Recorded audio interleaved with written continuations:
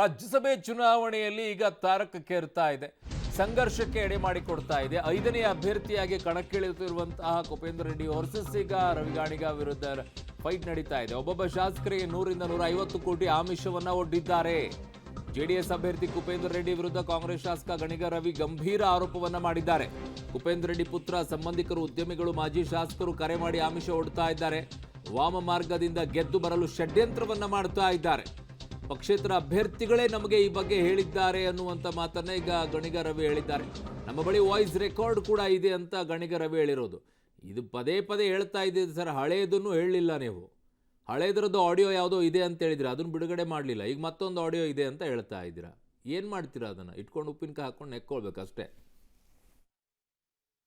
ವ್ಯಾಮ ಮಾರ್ಗದಿಂದ ಗೆಲ್ಲಬೇಕು ಅಂತೇಳಿ ನಮ್ಮ ಸಹ ಸದಸ್ಯರು ಮತ್ತು ಕೆಲವು ಶಾಸಕರನ್ನ ಆಮಿಷು ಮತ್ತು ಬೆದರಿಕೆಗಳನ್ನು ಒಡ್ಡಿ ಅವ್ರನ್ನ ಎಳ್ಕೊಳ್ಬೇಕು ಅಂತೇಳಿ ಇನ್ನಿಲ್ಲದ ಕಸರತ್ತನ್ನು ಕಳೆದ 3 ದಿನಗಳಿಂದ ಮಾಡ್ತಾಯಿದ್ರು. ಅದನ್ನು ನಮ್ಮ ಶಾಸಕರು, ನಮ್ಮ ವರಿಷ್ಠರು ನಮ್ಗಳ ಹತ್ರ ಹೇಳಿದ್ರಿಂದ ಇವತ್ತು ಪ್ರಜಾಪ್ರಭುತ್ವದಲ್ಲಿ ಪ್ರಜಾಪ್ರಭುತ್ವ ಸಂವಿಧಾನಾತ್ಮಕವಾಗಿ ನಡಿಬೇಕಾಗಿರೋದ್ರಿಂದ ಚುನಾವಣೆ ಪಾರದರ್ಶಕವಾಗಿ ನಡಿಬೇಕು. ಆಮಿಷು ಬೆದರಿಕೆಗಳಿಂದ ಚುನಾವಣೆ ನಡೆಸೋದಕ್ಕೆ ಆಗಲ್ಲ ಅಂಥೇಳಿ ನಾವು ಯಾರ್ಯಾರು ನಮ್ಮ ಲತಾ ಮಲ್ಲಿಕಾರ್ಜುನ್ ಅವ್ರಿಗೆ, ಪುಟ್ಟಸ್ವಾಮಿ ಗೌಡ್ರಿಗೆ ಮತ್ತು ದರ್ಶನ್ ಪುಟ್ಟಣ್ಣನವ್ರಿಗೆ ಫೋನ್ ಮಾಡಿದರು, ಯಾರ್ಯಾರು ಬೆದರಿಕೆ ಹಾಕಿದ್ರು, ಏನೇನು ಆಮಿಷು ಒಡ್ಡಿದ್ರು ಅನ್ನೋದನ್ನು ಕಂಪ್ಲೇಂಟ್ ಕೊಟ್ಟಿದ್ದೀವಿ.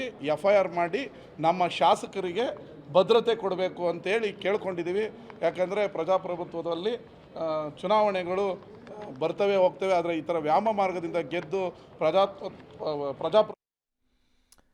ಹೇಳಿಕೆಗಳೆಲ್ಲವೂ ಕೂಡ ಆಗ್ತಾನೆ ಇದೆ. ಹಿಂದೆಯೂ ಕೂಡ ಇದೇ ಶಾಸಕರು ಹೇಳಿದ್ರು, ಆಡಿಯೋ ಇದೆ, ಅವ್ರಿಗೆ ಆಫರ್ ಕೊಡ್ತಾ ಇದ್ದಾರೆ, ಇವರಿಗೆ ಆಫರ್ ಕೊಡ್ತಾ ಇದ್ದಾರೆ, ಸರ್ಕಾರ ಬಿಡಿಸೋಕೆ ಹಾಗೆ ಮಾಡ್ತಾ ಇದ್ದಾರೆ, ಹೀಗೆ ಮಾಡ್ತಾ ಇದ್ದಾರೆ, ಅದೆಲ್ಲ ಆಡಿಯೋ ರೆಕಾರ್ಡ್ಗಳು ನಮ್ಮ ಹತ್ರ ಇದೆ ಅಂತ ಹೇಳಿದರು. ಯಾವಾಗ ಬಿಟ್ರಿ ಸರ್ ಆಡಿಯೋ ರೆಕಾರ್ಡನ್ನು? ಈಗಲೂ ಅದನ್ನೇ ಹೇಳ್ತಾ ಇದ್ರೆ ಹೆಂಗೆ ನಂಬೋದು ನಿಮ್ಮನ್ನು? ಜನಕ್ಕೆ ತೋರಿಸಿ ಇಂಥ ಆಫರ್ ಮಾಡ್ತಾ ಇದ್ದಾರೆ, ಇಷ್ಟೊಂದು ಆಫರ್ ಮಾಡ್ತಾ ಇದ್ದಾರೆ. ಬರೀ ನಿಮ್ಮ ಹೇಳಿಕೆಗಳನ್ನು ವಿಶ್ವಾಸ ನಂಬಿಡಿ ಅಂತಂದರೆ ಹೆಂಗೆ ನಂಬಬೇಕು? ಆಡಿಯೋ ಇದ್ದರೆ ಹಾಕಿ ಅದನ್ನು. ಹಿಂದೆನೂ ಇದೇ ರೀತಿಯಾಗಿ ಹೇಳಿದ್ರಿ, ಈಗಲೂ ಅದನ್ನೇ ಹೇಳ್ತಾ ಇದ್ದೀರಾ. ನೀವೇ ಸುಳ್ಳು ಹೇಳ್ತಾ ಇದ್ರಂತೆ ಯಾಕೆ ಅನ್ಬಾರ್ದು? ಈಗ ಆ ಅನುಮಾನ ಬರಲ್ವಾ?